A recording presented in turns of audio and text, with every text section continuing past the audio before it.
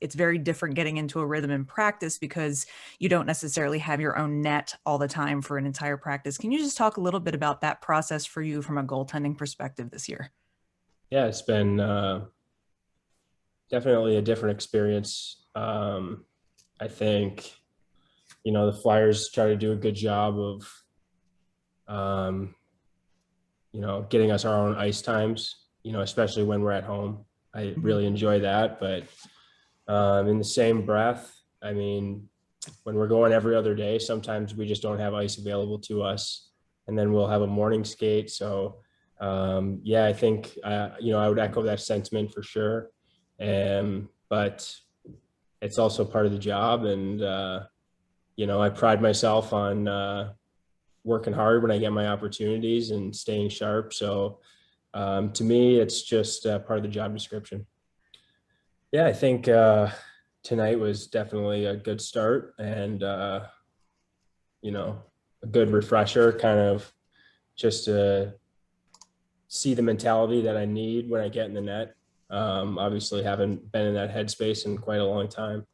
Um, so you do the best you can to treat every day like a game. And, and really, I think I've spent the last, year, trying to get better and realistically, I'm very painfully aware of my situation and that I'm not getting any younger. So, I just tried to view it as a good opportunity to improve my game, and improve my body and improve my mindset. Um, and so I guess from that standpoint, it's been a good thing.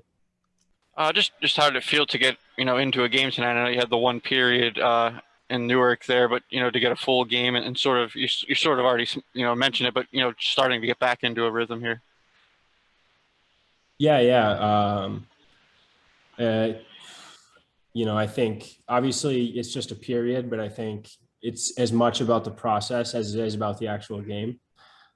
So I think that was an important experience, even though it was just 20 minutes of action. Um, I think tonight was a really good learning lesson in terms of I forgot, the amount of effort that it takes to compete for a 60-minute game. It's very taxing mentally, very taxing physically, but really, mentally.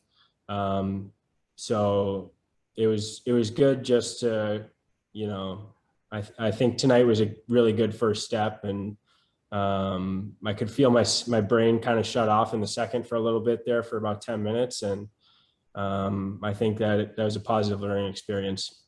What was it like for you to come back to the PPL Center and play in front of a condensed number of fans compared to what you played a year ago?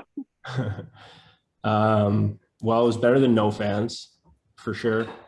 Um, I don't know. It's home for me at this point. I've played a lot of games here, and um, even the parking garage monitor, I know her well, and Bob, I've been around Bob for a long time. We're basically like cousins at this point. So um, I just, in terms of the PPL Center, it's just fans, no fans. It's just I always enjoy coming back here. Going all the way back this many months with no games and practicing with just four other players a lot of the other times. I mean, that's a really long time.